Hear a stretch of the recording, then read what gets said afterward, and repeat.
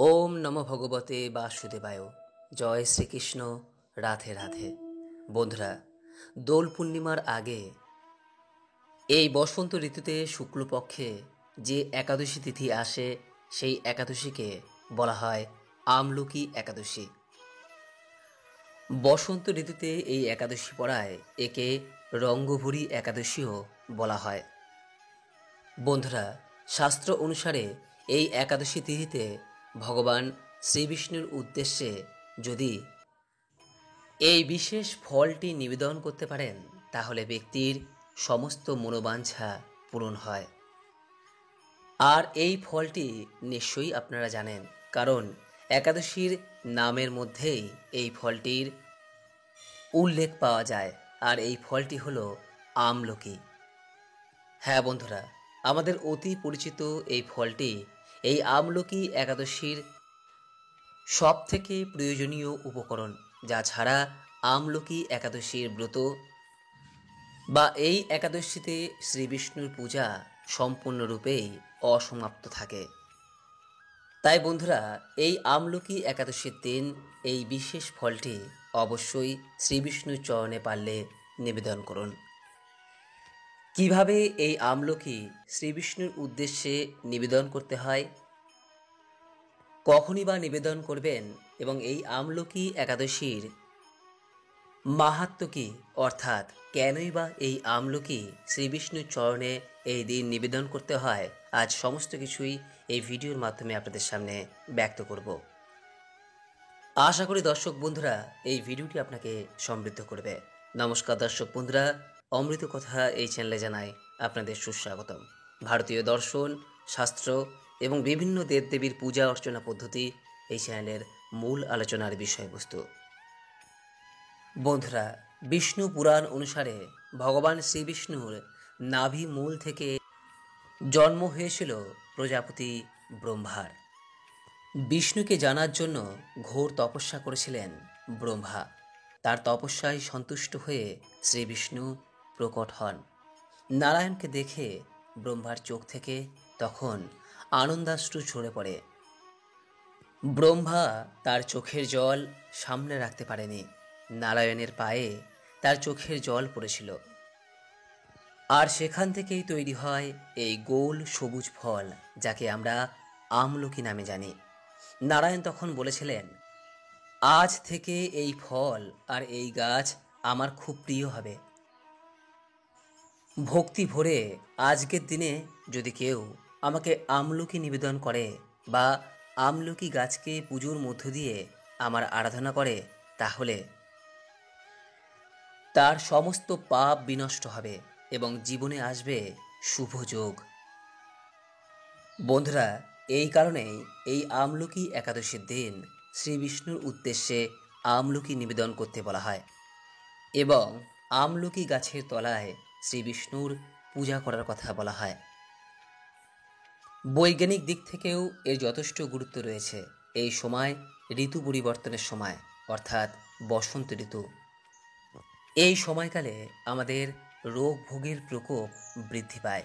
তাই শরীর সুস্থ রাখতে প্রকৃতিতে প্রাপ্ত এই সময় সবথেকে উপকারী ফল আমলকি খাওয়ার পরামর্শ দেওয়া হয়। কারণ আমলকির মধ্যে রয়েছে প্রচুর পরিমাণ ভিটামিন সি এবং অ্যান্টিঅক্সিডেন্ট, যা আমাদের শরীরকে সুস্থ এবং সবল রাখে এবং সমস্ত প্রকার ক্ষতিকারক ভাইরাসের প্রকোপ থেকে আমাদেরকে রক্ষা করে। এই কারণে এই আমলকি একাদশীর ব্রত পালনের মধ্য দিয়ে আমলকি ফলটি শ্রীবিষ্ণুর চরণে উৎসর্গের দ্বারা আমরা এই ভোগের প্রসাদ গ্রহণ করে নিজেদেরকে সুস্থ এবং সবল রাখতে পারি। পাশাপাশি ভগবানের এই প্রিয় ফল তার প্রতি উৎসর্গের দ্বারা আমরা নিজেদের সমস্ত মনোবাঞ্ছা পূরণ করতে সক্ষম হতে পারি। তাই বন্ধুরা, এই আমলকি একাদশীর দিন একটি আমলকি শ্রীবিষ্ণু চরণে পারলে অবশ্যই নিবেদন করুন। যদি আমলকি একাদশীর ব্রত রাখতে পারেন তো খুবই ভালো।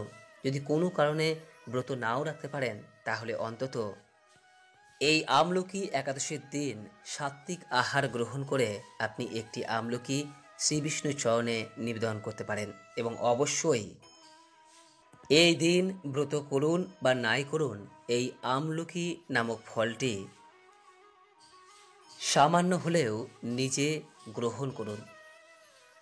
যদি সম্ভব হয় কয়েকটি গোটা ফল কাউকে দান করুন বা আমলকির মোরব্বা অথবা আমলকির তৈরি কোনো খাবার প্রস্তুত করে সকলের মধ্যে তা বিতরণ করুন।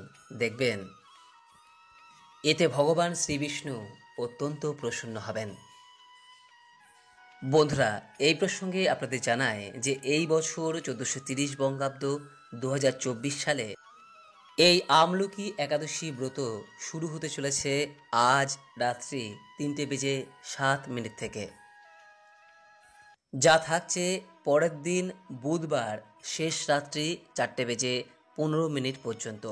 যেহেতু বুধবার দিন একাদশীর উদয়া তিথি পড়ছে, সেই কারণে এই আমলকি একাদশী তিথি এই বছর 20 মার্চ 6 চৈত্র বুধবার দিন সম্পন্ন হবে। তাই যদি আপনি আমলকির একাদশীর ব্রত করতে চান বা ভগবান শ্রীবিষ্ণুর উদ্দেশ্যে আমলকি নিবেদন করতে চান, তাহলে এই কাজটি আপনাকে বুধবার দিন অর্থাৎ আগামীকাল সম্পন্ন করতে হবে। যেহেতু সমগ্র দিন জুড়ে একাদশী তিথি থাকছে, তাই আপনি বুধবার দিন যে কোনো সময়ে এই আমলকি ভগবান শ্রীবিষ্ণুর চরণে নিবেদন করতে পারেন।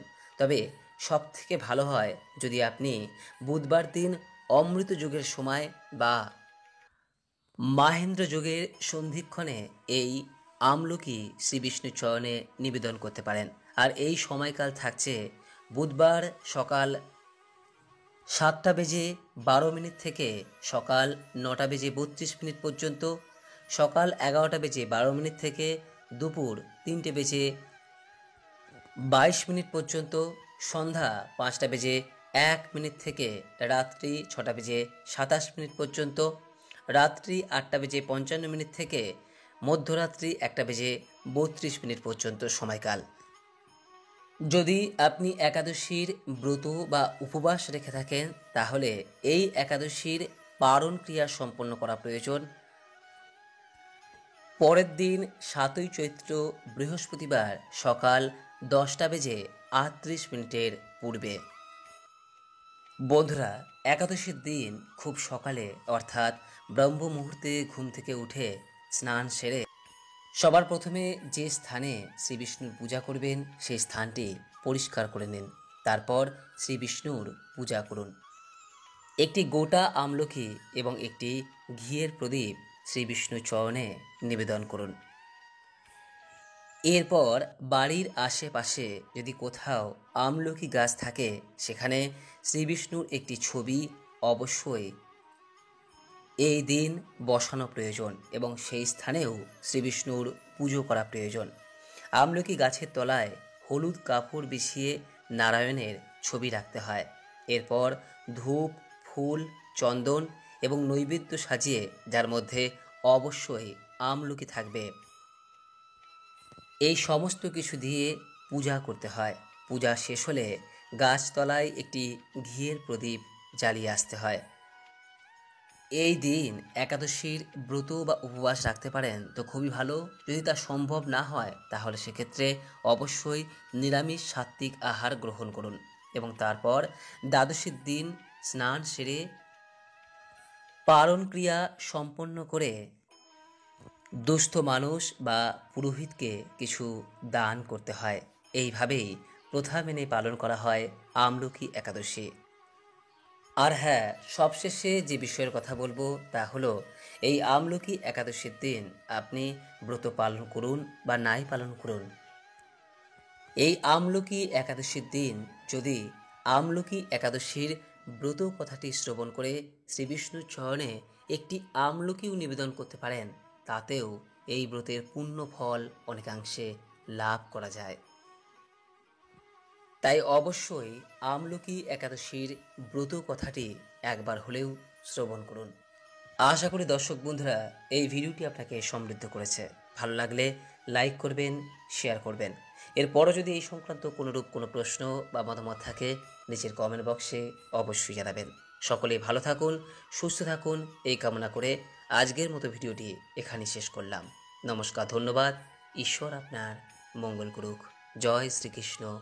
রাধে রাধে।